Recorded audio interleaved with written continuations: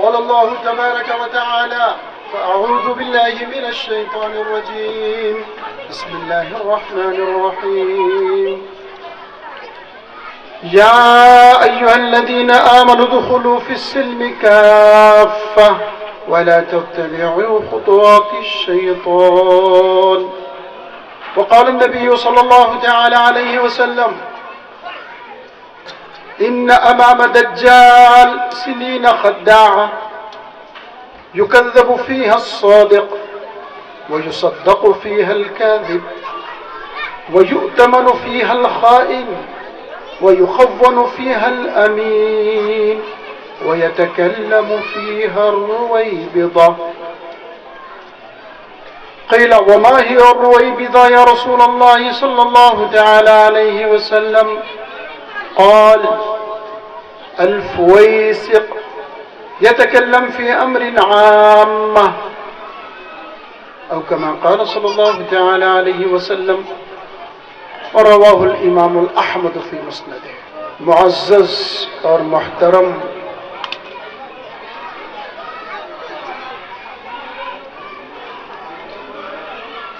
Stage پر تشریف فرما علماء کرام، حفاظ نظام، ائمہ حضرات،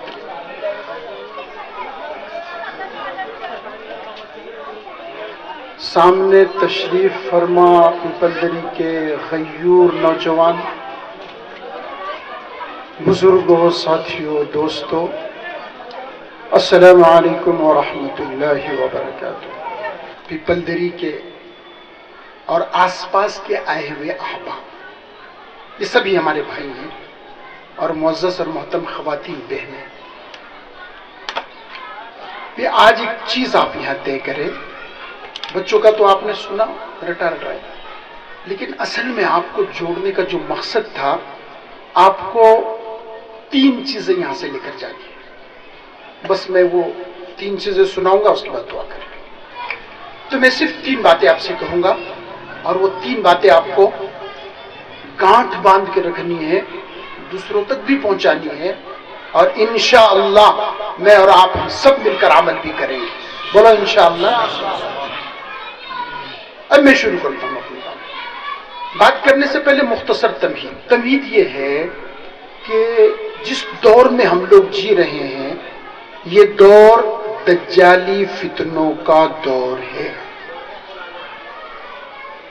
علماء نے لکھا ہے، میں خاص طور سے علماء حضرات سے توجہ چاہوں گا، علماء نے لکھا ہے کہ اس دور میں جتنی برائیاں پنپ رہی ہے، ایسا برا دور آدم علیہ السلام سے لے کر آج تک دنیا پر کبھی نہیں آیا۔ اتنے برے دور میں ہم لوگ جی رہے ہیں۔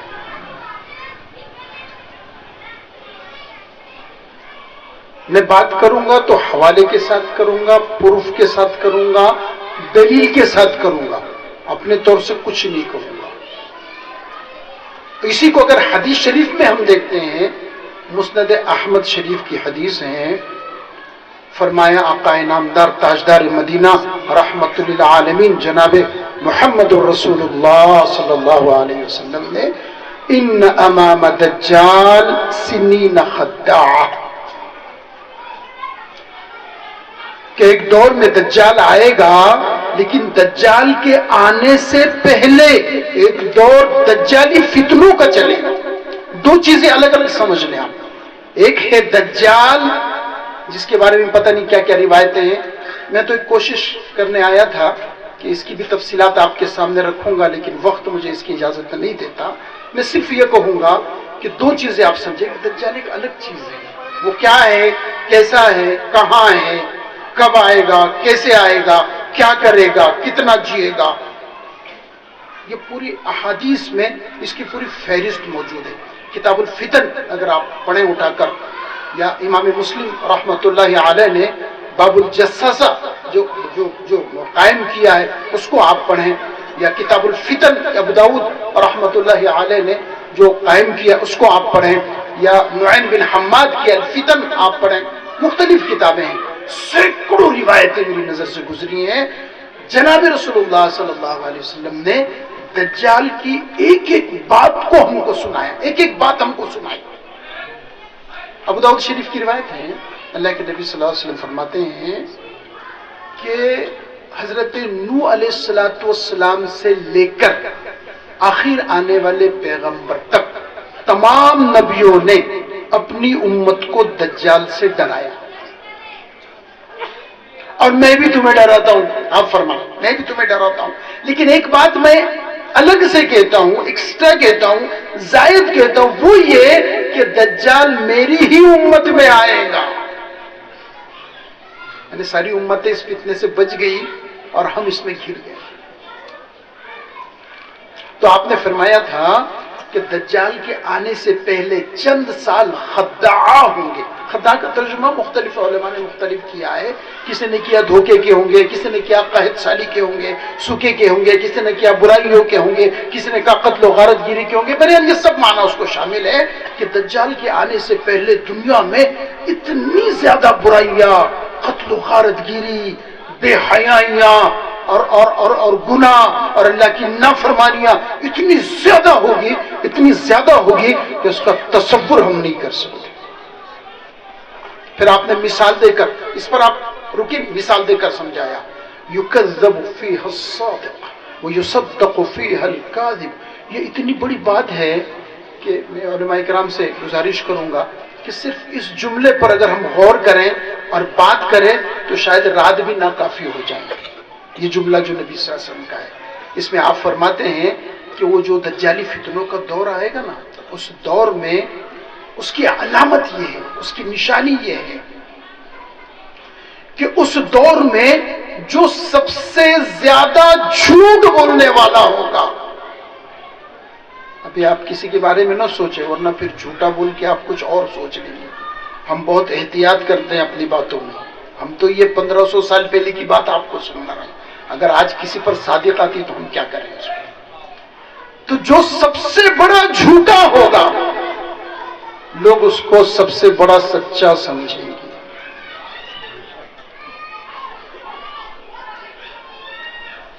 اور جو سچ بولنے والا ہے اس کی کوئی اہمیت نہیں ہوگی، اس کو جھوٹا سمجھا جائے۔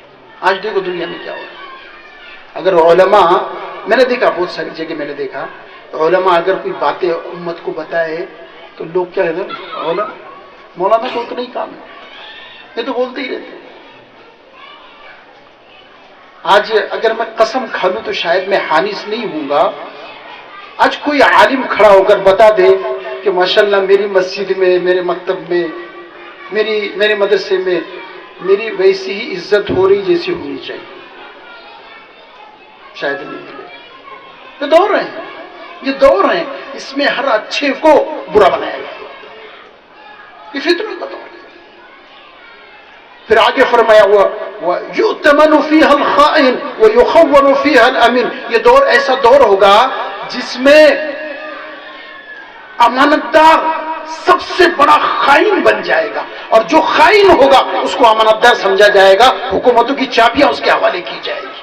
پتہ ہے یہ فراڈ کرتا ہے، پتہ ہے یہ خیانت کرتا ہے، یہ لوٹتا ہے، یہ ڈاکو ہے، یہ چور ہے، پھر بھی خزانوں کی چابیاں اس کے ہاتھ میں دی جائے گی۔ ہو رہا ہے نہیں ہو رہا ہے؟ آپ دیکھیں اپنے آس پاس۔ میں تو یہ کہتا ہوں کہ میں کوشش یہ کرتا ہوں قرآن اور حدیث کو حالات حاضرہ پر تطبیق دیں، ہم سمجھیں حالات کیا چل رہے ہیں اور قرآن اور حدیث ہماری کیا رہنمائی کرتی ہے۔ اس لیے میں تمہیدی بات آپ کے سامنے عرض کر رہا ہوں، تو لمبی ہو جائے گی، اس کو مختصر کروں میں۔ اور پھر آخر میں ایک بات آپ نے اور کہی، کیا فرمایا؟ وَيَتَكَلَّمُ فِيهَا الرُّوَيْبِضَةُ۔ اور رویبضہ لوگوں کے فیصلے کرے گا، رویبضہ لوگوں کے ٹنٹے مٹائے گا، جھگڑے مٹائے گا، فیصلے کرے گا۔ رویبضہ، صحابہ نے پوچھا، صحابہ کے لیے بھی لفظ نیا تھا، صحابہ نے پوچھا وَمَا هِيَ الرُّویبضہ یا رسول اللہ، یہ رویبضہ کیا ہے؟ تو جو علماء اس متعلق سے اسٹڈی کی ہے، مطالعہ کی ہے، وہ جانتے ہیں کہ اس کے ترجمے کے لیے نبی پاک صلی اللہ علیہ وسلم کو ایک لفظ بنانا پڑا اپنے ساتھ، اور آپ نے اس کو بنا کر فرمایا الفویسق، فاسق کا تصغیر، الفویسق، سب سب سے بدترین آدمی، سب سے برا آدمی، سب سے گندا آدمی یتکلم فی امر عامہ، وہ لوگوں کے فیصلے کرے. اب اس حدیث کو ذرا تھوڑا سا دنیا میں لگا کے دیکھیں. یہ پیمانہ ہے ہمارے پاس کہ دجالی دور میں ہم جی رہے کہ نہیں جی. اس لیے میں کہہ رہا ہوں ہم لوگ دجالی دور میں جی. اچھا، دجالی فتنے اتنے سخت ہیں، اتنے سخت ہیں کہ نبی ڈرتے تھے، اپنی امتوں کو ڈراتے تھے، صحابہ ڈرتے تھے. اور ہم کو پتہ ہی نہیں تو کیا ڈریں گے؟ معلوم ہوگا تو ڈریں گے نا. آج دجالی فتنے ہمارے گھروں میں گھس گئے. میں آپ کو بتاؤں، صرف گھروں میں نہیں، مسجدوں میں، صرف مسجد میں نہیں، حرم شریف میں، حرم شریف میں، دونوں بھی حرم ہے، تینوں بھی حرم ہے محترم ہے، ہر جگہ دجالی فتنے. کہیں آپ کو نہیں چھوڑیں گے، آپ کا پیچھا نہیں چھوڑیں گے. آپ کی دکان میں، آپ کے کاروبار میں، آپ کے گھر میں، آپ کے چولہے میں، آپ کے بیڈ روم میں، آپ کے ویٹنگ ہال میں، آپ کی مسجد میں، آپ کے مکتب میں، آپ کے روڈ پر، ہر جگہ 24 گھنٹے آپ کے ساتھ ہیں، اور ہر طرح سے ایمان پر حملہ کرنا. اور اسی کے نتیجے میں ایک بڑی تعداد ایمان سے ہاتھ دھو بیٹھی ہے، ان کو پتہ بھی نہیں.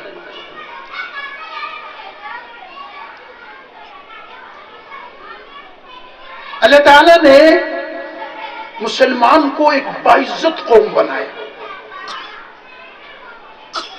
بہت بڑا درجہ دیا، خلیفہ بنایا اپنا دنیا میں. اور کیا کہا کہ دنیا کی ساری طاقتیں تمہارے قدموں میں. لیکن کب؟ جب تم اللہ کے قدموں میں. آج ہر طرح سے ہم پریشان ہیں، روزی کے اعتبار سے پریشان، رہنے کے اعتبار سے پریشان، مکان کے اعتبار سے پریشان، مدرسوں کے اعتبار سے پریشان، اسکولوں کے اعتبار سے پریشان. آپ دیکھیں دنیا میں کیا چل رہا ہے، ہر اعتبار سے. تو مجھے بتائیں ذرا کیوں پریشان ہیں؟ میں اس کی تعبیر یہی کرتا ہوں، یہ دجالی فتنے، اور یہ فتنے پریشان کر کے رہے، نہیں بچ سکتا کوئی اس سے. تو پھر سوال یہ آتا ہے کہ ان فتنوں سے، ان پریشانیوں سے بچنے کا طریقہ کیا؟ آئیے ہم اللہ تعالیٰ سے پوچھتے ہیں. فتنہ بھی اللہ نے ہی بنایا آزمانے کے لیے ہم کو، تو اللہ سے ہی پوچھتے ہیں کہ اللہ تعالیٰ سے بچنے کا راستہ کیا؟ اللہ تعالیٰ قرآن مجید میں فرماتے ہیں وَاعْتَصِمُوا بِحَبْلِ اللَّهِ جَمِيعًا وَلَا تَفَرَّقُوا. اے ایمان والو، اگر تمہیں اس فتنے سے بچنا ہے تو دو کام صرف کر لو، صرف دو کام کر لو، اللہ اس فتنے سے بچائے. اس آیت میں اللہ فرماتا ہے اعتصام بحبل اللہ، اور ایک ولا تفرق. دو کام، وہی دو کام میں اپنے دل سے کچھ نہیں کروں، میں قرآن مجید سے، حدیث شریف سے. اب یہ دو کام کیا ہے؟ ویسے دجالیات میرا موضوع ہے، اور ساتھ جو لوگ آئے ہیں، مولانا ہمارے شاہنواز صاحب ہیں، مولانا ساجد صاحب ہیں، اور دوسرے احباب ہیں. ہم جانتے ہیں کہ جب اس موضوع پر میں بولتا ہوں نا تو کم سے کم 6 گھنٹے 7 گھنٹے بولتا ہوں. اور رمضان المبارک میں آخر عشرے میں اعتکاف میں ہوتا ہوں، اور جس مسجد میں بھی اعتکاف میں بیٹھتا ہوں، احمد نگر کے وہ نوجوان جو فکر مند ہیں، سینکڑوں ہزاروں کی تعداد میں ہر رات جمع ہوتے ہیں. اور تراویح کے بعد ہم یہ تذکرہ شروع کرتے ہیں جو احادیث میں آیا ہے، قرآن مجید میں آیا ہے، ہمارے علماء نے بتایا ہے، اور اس کو نوٹ بھی کرتے ہیں، ریکارڈ بھی کرتے ہیں، اور اس سے سبق بھی لیتے ہیں. تو تراویح کے بعد شروع کرتے ہیں تو اس سلسلہ ختم ہوتا ہے سحر میں جا کر. تو 4 گھنٹے 5 گھنٹے 6 گھنٹے مستقل 10 دن اس پر بولنا ہے. تو ایک ذخیرہ ہے پورا، چونکہ احادیث بھی اتنی ہے، اور فتنوں کو اللہ کے نبی صلی اللہ علیہ وسلم نے گنایا ہے، لیکن جتنی سختی سے دجالی فتنوں کو گنایا اور کسی فتنے کو اتنی سختی سے نہیں گنایا، اتنی تفصیلات نہیں بتائی. اس لیے امت کے سامنے آنا ضروری ہے. ایک حدیث یہ بھی ہے کہ دجالی فتنے کا ایک اثر، ایک علامت یہ بھی ہے کہ ممبر و محراب سے دجال کے تذکرے ختم ہو جائیں.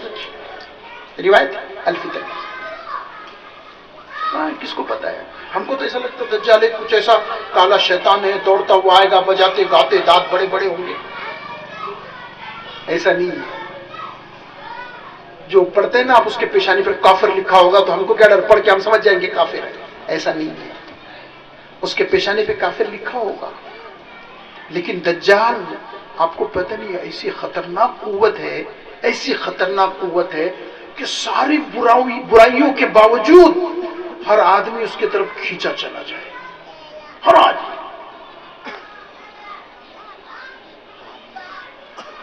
بہت مشکل سے کوئی بچ پائے گا. اللہ تعالیٰ اس سے بچنے کا طریقہ بتا رہے ہیں. وہ سورۃ الکہف ہے نا، سورۃ الکہف، سورہ کہف کی شروع کی آیتیں آپ پڑھیں اور کہ پوری سورۃ الکہف پڑھیں. اس میں دجالی فتنوں کے تذکرے ہیں. اور حدیث شریف میں ہے کہ جو شخص سورہ کہف کی شروع کی 10 آیتیں یاد کر لیں، روزانہ اس کو پڑھے، وہ دجال کے فتنوں سے بچ جائے. آخر کی 10 آیتوں کے تعلق سے بھی ابو داؤد کی روایت. اور جو ہر جمعہ کو سورہ کہف پڑھے گا تو اللہ تعالی ہفتہ بھر اس کی حفاظت فرمائے گا دجالی. قرآن مجید میں بھی ہے، حدیث شریف میں بھی ہے. لیکن مسلمان اس کو سمجھنے کو تیار نہیں، سمجھنے کو تیار نہیں. یہ چھوٹا فتنہ نہیں ہے. صحابہ کرام کے سامنے جب اس کا تذکرہ ہوا، روایتوں میں آتا ہے کہ صحابہ رات بھر روتے تھے، نہ کھاتے تھے نہ سوتے تھے. جب صبح معلوم ہوا، اللہ کے نبی صلی اللہ علیہ وسلم سب کو جمع کیا اور فرمایا گھبراؤ نہیں، میں تمہارے انی بین اظہرکم، میں ہوں تمہارے بیچ میں. جب تک میں ڈرو مت، میں اس کو ختم کر دوں گا. میرے سامنے تمہارا کچھ نہیں بگاڑ سکتا. مجھے ڈر اس کا ہے کہ میرے بعد میری امت کا کیا ہو. اور وہی ہوا. بس ابھی آثار یہ بتا رہے ہیں کہ بہت جلد دجال ظاہر ہونے والا ہے. اس کی پوری امام مسلم رحمۃ اللہ علیہ نے کتاب الجساسہ ایک باب قائم کیا. جو لوگ مسلم شریف پڑھتے ہیں یا پڑھے ہیں وہ جانتے ہیں. باب قائم کیا اور اس میں ایک صحابی ہے جن کی ملاقات ہوئی تھی دجال سے، اس کا پورا واقعہ بیان کیا، حضرت تمیم داری رضی اللہ تعالی. اور وہاں جساسہ کا بیان کیا، یعنی دجال کی سب سے بڑی طاقت اس کا جاسوسی نظام ہے جو ہمارے گھروں تک پہنچ چکا ہے. اس کو بند بھی رکھو تو بھی جاسوسی کرتا ہے، اس کو چلاؤ تو بھی جاسوسی. ہر گھر جاسوسی کا شکار. یہ دجالی سسٹم میں نہیں کہہ رہا ہوں. 1500 سال پہلے آقا نامدار تاجدار مدینہ رحمت للعالمین جناب محمد رسول اللہ صلی اللہ علیہ وسلم نے فرمایا یہ جاسوسی کا نظام.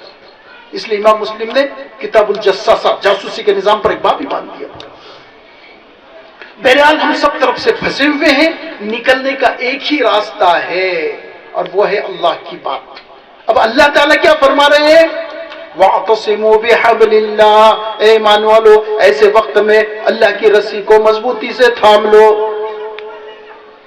جو اللہ کی رسی کو مضبوطی سے تھامے گا وہ بچے گا. اس وقت سے کیا ہے اللہ کی رسی؟ قرآن مجید اللہ کا دین، یہ اللہ کی رسی. قرآن مجید اللہ کی رسی، دین اللہ کی رسی ہے. دیکھو ہم لوگ جو ہے نا، میں بہت کنٹرول کر رہا ہوں اپنے آپ کو، بہت زیادہ کنٹرول.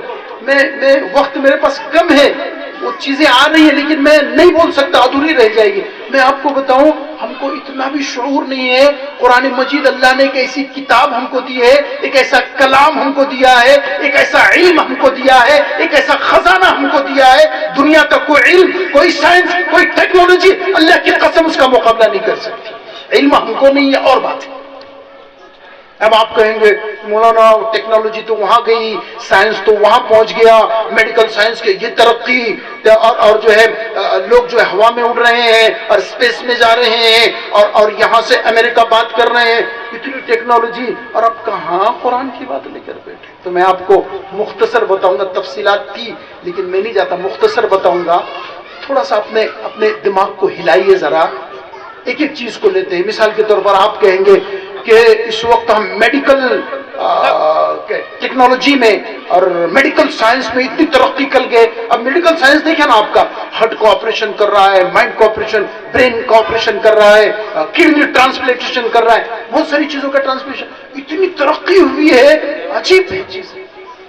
میں آپ کو ایک بات بتاؤں، اس ترقی کی بنیاد کیا ہے آپ کو پتا ہے؟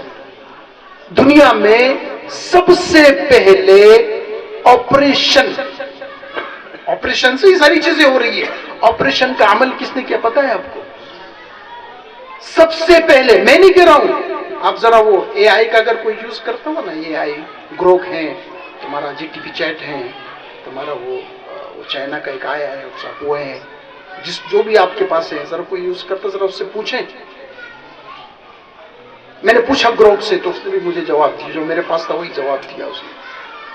دنیا میں سب سے پہلے جس نے آپریشن کیا کوئی اور نہیں، یہی ماہر قرآن تھا، حافظ قرآن تھا، عالم دین تھا. نام تھا ان کا حافظ ابو القاسم الزہراوی رحمۃ اللہ. 9ویں صدی کے عالم دین، ہسپانیہ اسپین کے رہنے والے ہیں. گروک سے آپ پوچھیں، اے آئی سے آپ پوچھیں، وہی بتا دے گا آپ کو اس کا جواب. انہوں نے اس زمانے میں ایک کتاب لکھی 30 جلدوں میں، 30 ویلیوم میں، اور اس میں انہوں نے آپریشن کے آلات، وہ جو آتے ہیں نا، کانٹے، کینچی، ڈاکٹر جس سے ریزر، بلیڈ، یہ آج کی بنے ہوئے نہیں ہیں، 1000 سال پہلے کے بنے ہوئے ہیں. صرف اس کو ڈیولپ کیا انہوں نے. وہ چھری وہ خراب ہوتی تو ہم اس کو گھس کے لیتے نا، تو اس کا مطلب نئی ایجاد نہیں کیا ہم نے، اس کو صرف صاف کر کے لیا. تو انہوں نے نیا کچھ ایجاد نہیں کیا، سب لیا حافظ ابو القاسم الزہراوی سے، اور حافظ صاحب نے سب لیا قرآن مجید سے. تو قرآن مجید خزانہ ہوا نہیں ہوا. اچھا صرف اتنا ہی نہیں، آپ کہیں گے ہوائی جہاز میں ترقی کر رہے ہیں، سب سے پہلے ہوائی جہاز اڑانے والے کون؟ تو آپ کو جواب ملے گا رائٹ برادرز. غلط.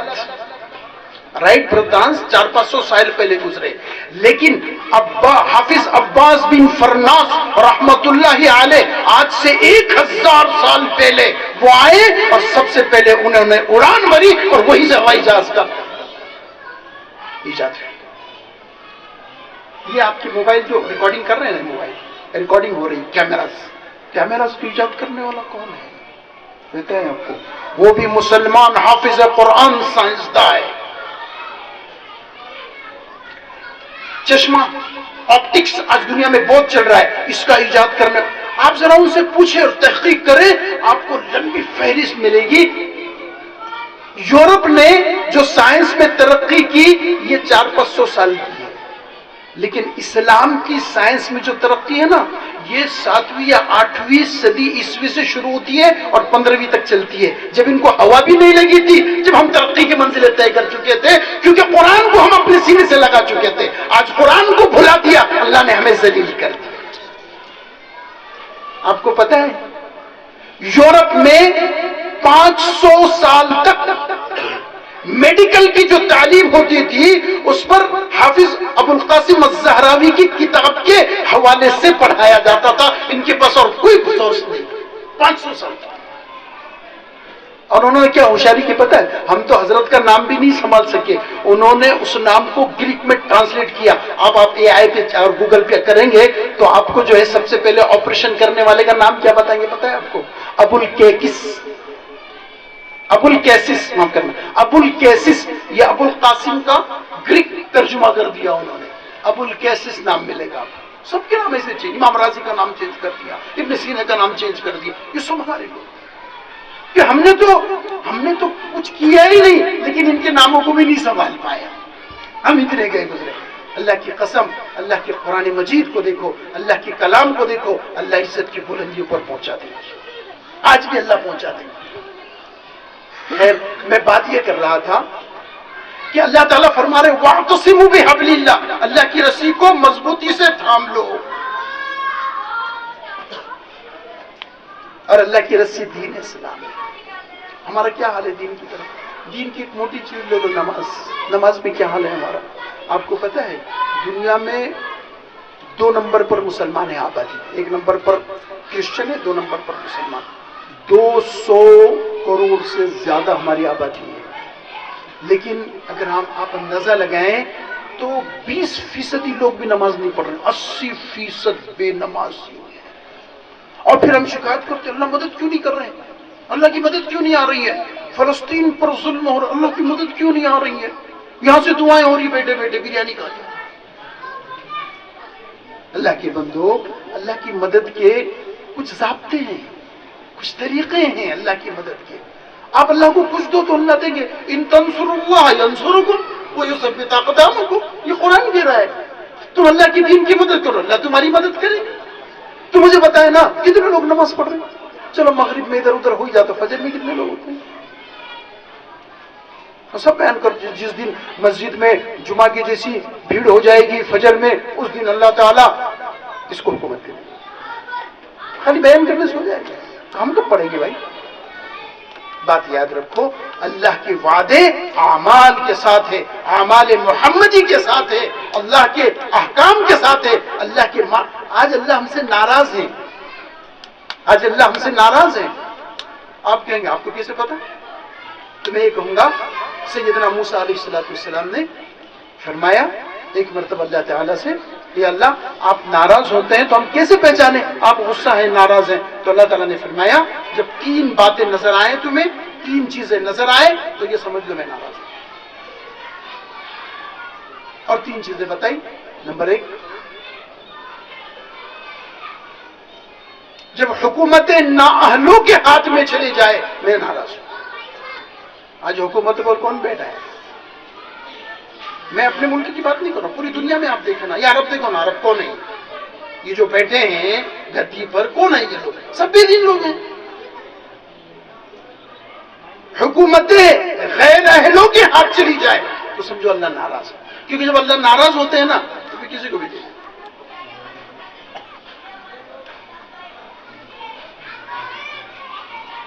دوسری بات یہ فرمائی کہ جب بارشیں بے موسم ہو جائے سمجھو میں ناراض ہوں. بتائیے بارشوں کا کیا حال ہے؟ مئی میں خوب بارشیں ہو رہی ہیں, جون سے تھا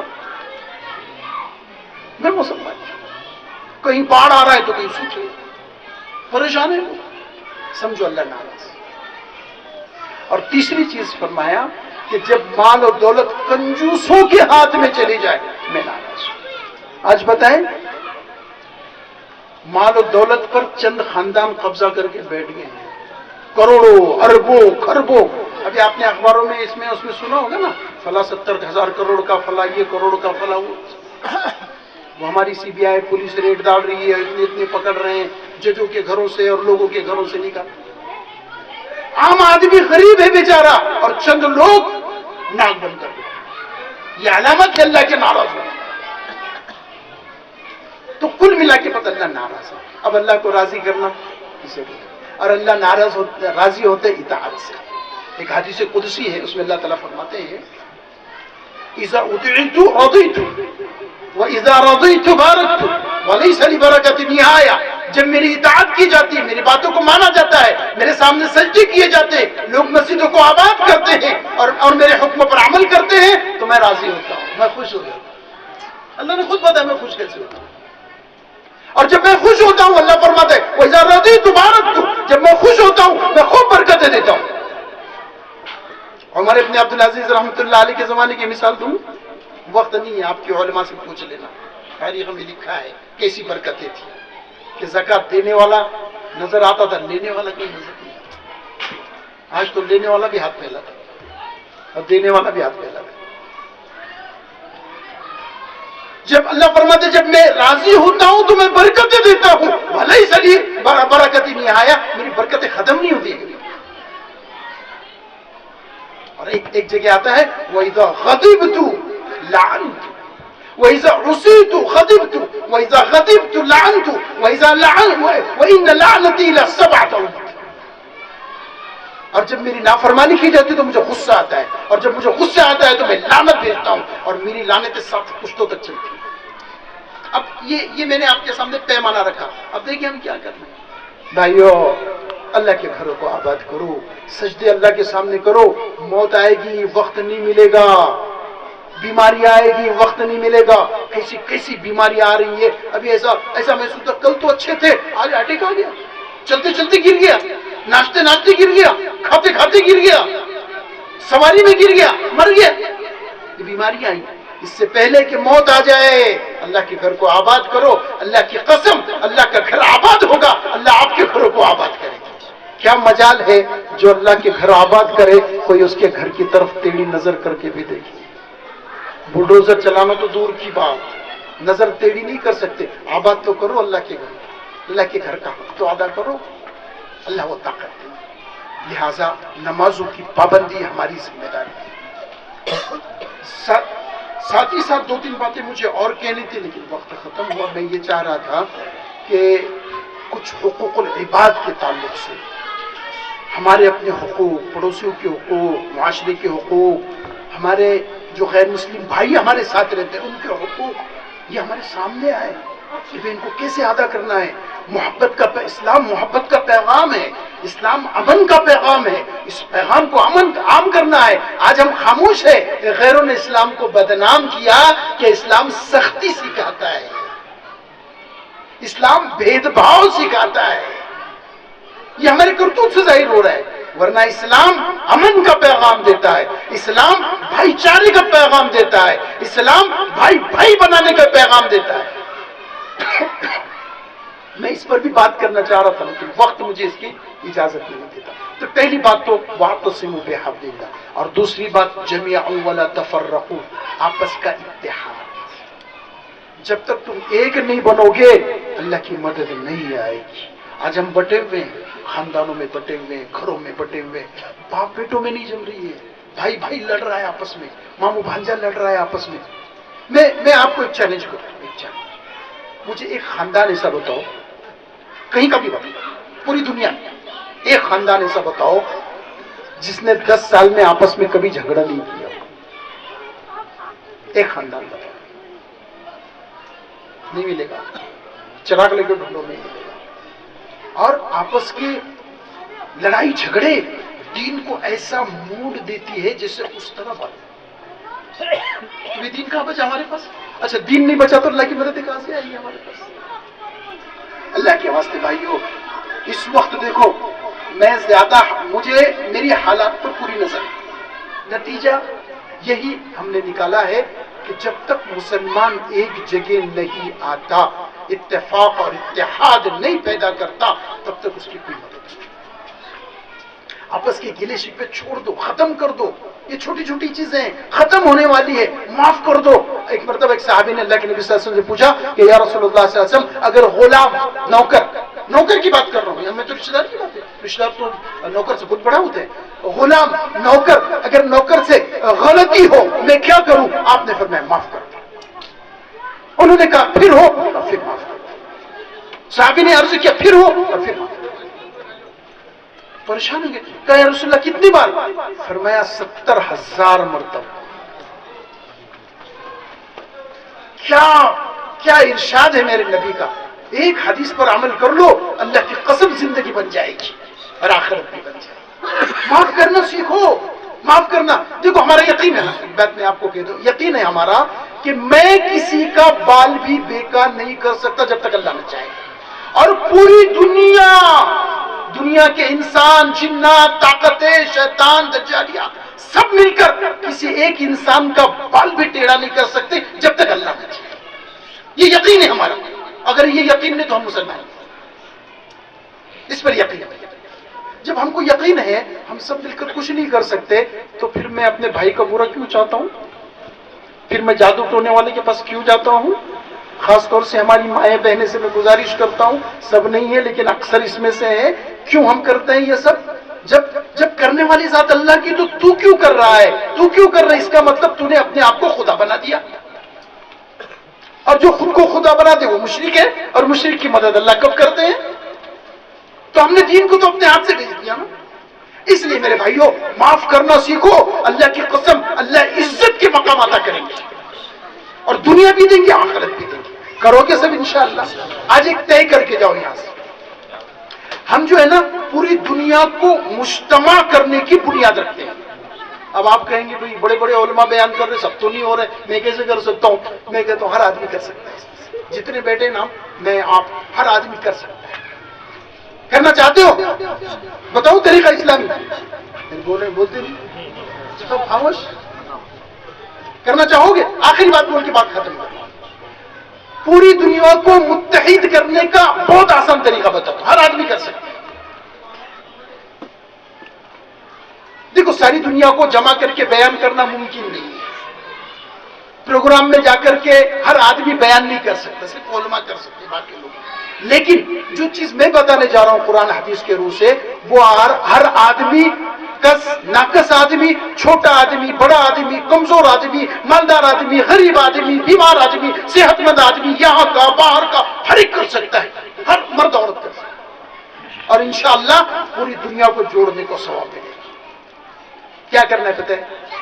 बहुत आसान चीज, एक चीज ये करनी है कि आज इस पाक मजमे में बैठकर अपने दिल की तरफ तवज्जो डालनी है, अपने सीने की तरफ, और इस सीने में, इस दिल में जो हसद है, जो बुराई है, किसी के भी ताल्लुक से हो, किसी भी भाई बहन और बेटे या रिश्तेदार के ताल्लुक से हो, उसको निकाल कर फेंक देना है।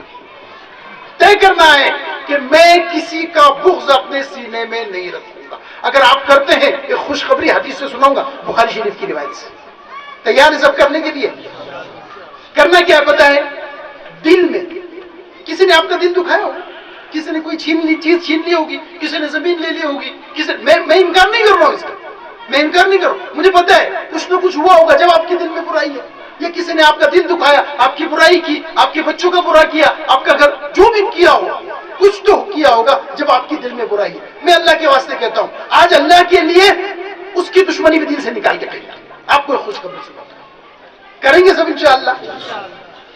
शैतान ये समझाएगा तुमको, देख बहुत अच्छी बात बोले मौलाना ने कुरान हदीस से, आज तू कर सबको माफ कर दे, खाली एक को नहीं करना, वो बड़ा खतरनाक है। एक छोड़ के सबको माफ करूंगा, आता ना दिल में कभी कभी, एक बड़ा डेंजर दुश्मन है मेरा, मामू हो, चाचा हो, बाप हो, जो भी होगा, एक छोड़ के सबको माफ करूंगा। यहाँ तो मार दिया शैतान ने आके, यही तो दज्जाल है, यही तो शैतान है। एक गुनाह किया और 100 गुनाह किया, गुनाह तो गुनाह ही है ना, तो एक की दुश्मनी क्या और 100 की दुश्मनी क्या। नबी पाक सल्लल्लाहु अलैहि वसल्लम फरमाते हैं, जिस दिल में किसी मुसलमान भाई का बुग़्ज़ हो, हसद हो, वो कभी जन्नत में जा ही नहीं सकता। अब बताओ हम कहां जाएंगे?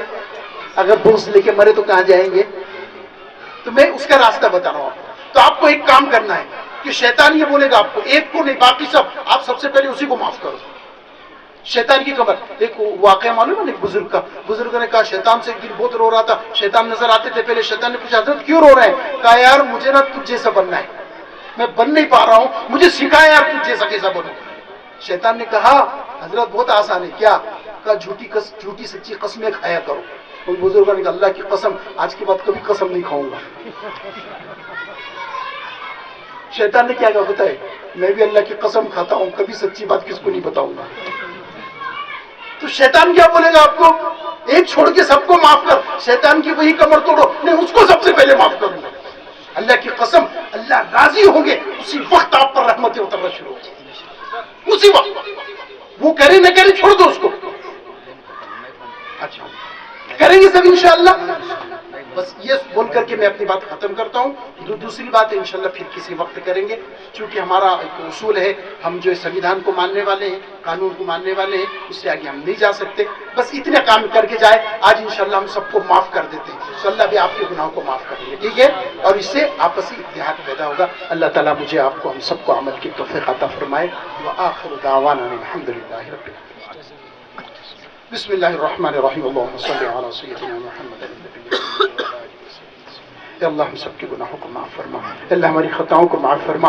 अल्लाह इस जलसे को कबूल फरमा, इस मजमे को, इस इज्तिमा को कबूल फरमा। अल्लाह छोटे छोटे बच्चों ने आपकी तारीफ़ की, उसको कबूल फरमा। हाफिज़ साहब की मेहनतों को कबूल फरमा। अल्लाह इस गाँव की मेहनतों को कबूल फरमा। अल्लाह जो लोग यहाँ आए हैं, अल्लाह सिर्फ तेरी निस्बत पर, कोई मसला नहीं था। अल्लाह हमने एक चीज़ तय की है कि आज हमारे दिलों को हम कीने से, हसद से पाक कर देंगे, साफ कर देंगे। अल्लाह आज हमने कर भी दिया है, अल्लाह हमारी सादा को पसंद फरमाइए, और इसकी वजह से हमारी दुनिया भी आसान फरमाइए, आखिरत भी आसान फरमाइए। पूरे दीन पर चलने वाला बना दीजिए। अल्लाह दुनिया व आखिरत की कामयाबी अता फरमा दीजिए। अल्लाह इन दुआओं को अपने फज़ल करम से कबूल फरमा लीजिए। सल्लल्लाहु तआला अला खैर खल्क़िही मुहम्मद व अला आलिहि व सहबिही अजमईन।